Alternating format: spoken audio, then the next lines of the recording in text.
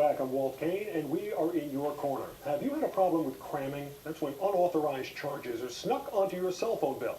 Consumer advocates say it's becoming a bigger and bigger problem nationwide. Joining me to discuss exactly how this happens and what customers need to do to protect themselves is DaveAd12 and Lisa Bucanu. They are partners at the law firm of DaveAd12 and Bucanu in Mendham. They're members of the National Association of Consumer Advocates. They've handled consumer-related cases. Thank you both for being with us. Thanks, Walt. Well, let's begin with cramming. What exactly is it, and how do you spot it? Well, cramming's been a major problem for consumers, in particular over the past few years. And what it is when phone companies slip unauthorized charges onto your phone bill without your knowledge or consent. For example, a consumer might have a $10 charge buried on their phone bill for a premium messaging service or something along those lines that they never ordered, they never authorized, and they just don't want. So how do you spot it? Do you actually look at your bill and you try to see if there's something there that you don't remember ordering? It's important to look at your bill every month. A lot of people pay their bills online. A lot of people pay their bills automatically. It's important every month to scrutinize your bill to see if there's charges on there that you don't recognize or you feel are unauthorized. It goes without saying that this is illegal or at the very least improper. I mean, there are supposed to be opt-in provisions. You have to actively say you want this feature before they can put it on. So how do they get away with putting it on without your knowledge? Sure. Well, a lot of times it's third parties that are placing these charges on your bill, and they submit the charges to your phone carrier, who in turn puts it on your phone bill without ever verifying the validity of that charge. Giving out your cell phone number now is like giving out a credit card number. So once these third parties get their hand on your phone number, they can just drop these charges right on your phone bill. So literally all they need is your phone number. They don't need any additional information. That's right. But I would assume if it's challenged, they should be able to have some sort of authorization for you to back it up, right? It's difficult to challenge them these days. Most of the cell phone contracts that people enter into these days have mandatory arbitration provisions, which make it very difficult to effectively challenge unauthorized charges on your phone bill. Are the wireless companies, for the most part, responsive in your experience? If you call them and say, hey, I want this off my bill, do they usually do it? Yes and no. They have gotten better than they have been in the past, but they're certainly not 100%. They assume that the charges are valid because they came from third parties that have verified that they are valid.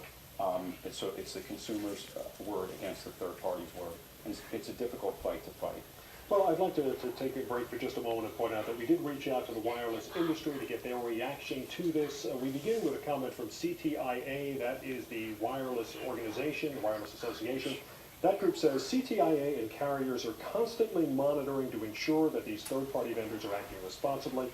If a carrier receives a number of complaints about a certain vendor, they will alert the vendor to the problems so they can either fix it or terminate the relationship. We also reached out to two of the big wireless providers here in New Jersey. David Sandberg, a spokesperson for Verizon Wireless, says Verizon Wireless's commitment to our customers includes protecting them from this type of dishonest activity.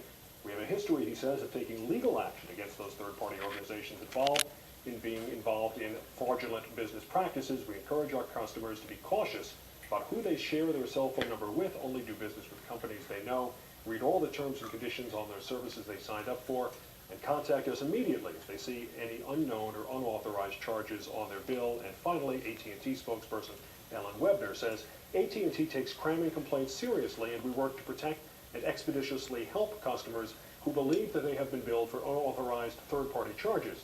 The company says it's adopted several anti-cramming measures, including offering consumer tips and tools online on how to prevent unwanted charges, issuing credits to all customers who have cramming complaints, and offering third-party bill blocking. So that's what the wireless industry has to say. In your experience, is it that easy, and are they that responsible? It's really not. In our experience, a lot of people have come to us with problems finding out who has placed these charges on the bills. As I mentioned, a lot of the bill is deliberately obscure, so you can't verify who the third party is that has placed the charge on the bill. And upon contacting the phone companies, oftentimes the phone companies are unwilling to reveal to the consumer what third-party entity put that charge there. So if you don't even know who put it on, it's somewhat hard to complain Exactly. And they've also been very reluctant to issue refunds also for the $10. A lot of times the response that consumers get is just be more careful giving out your phone number. You mentioned arbitration, mandatory arbitration, which means you can't go to court. Let's talk about why is that such a hard thing? I mean, couldn't an arbitrator decide in your favor just like a court? And in fact, it could save legal costs. I mean, that would be the argument. Sure. The arbitration provisions that were designed by the cell phone companies or the companies enforcing them, and they're very one-sided. A fantastic example is we had a client who had, in New Jersey, who had a $10 charge placed on his bill. The arbitration provision at issue there required him to travel to San Francisco just to challenge a $10 charge. You couldn't do it by mail or anything. He had to actually go to San Francisco in person. And those are terms that are mandatory, and those are terms that he allegedly agreed to as he entered into the contract. So he stuck with those, and that's why those are such a big problem. And part of it there, let's face it, you get those terms and conditions, and I think people have gotten so immune to it. I mean, if you want the service, or you want to download the software or whatever it is, you get this, million words of fine print, click here to agree and accept. What's the alternative? Can you not accept? You really can't. I mean, these terms are buried in the contract, and if you want the service, you're sort of bound to, or forced to select to go to arbitration. You're put in a position where you are forced to give up your right to go to court if you intend to ever bring a dispute. It's either that, or you can just choose not to have a phone or not to get the service. All right, so let's assume you want a cell phone and you want to protect yourself against crimming. What do you do? Well, the number one piece of advice that you can follow is to scrutinize your bill every month.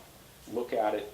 If there's a $10 charge, a $20 charge, any charge that you don't recognize that looks out of the ordinary, notify your cell phone provider. This is a $2 billion a year industry for the cell phone providers, and they do it $10 at a time. The only way people are going to find these charges is by looking at their bills. A lot of people pay their bills online. A lot of people pay them automatically, and there's simply no substitute for actually looking at the bill every month. All right, David, Lisa, thanks so much for being with us. I should note that it is not just cell phones that have this mandatory arbitration provision. Many other industries do as well, including even some gift cards. So if you want to be careful and you want to actually know what your rights are, you do sometimes have to read. There's a million miles of fine print on the terms and conditions of any offer.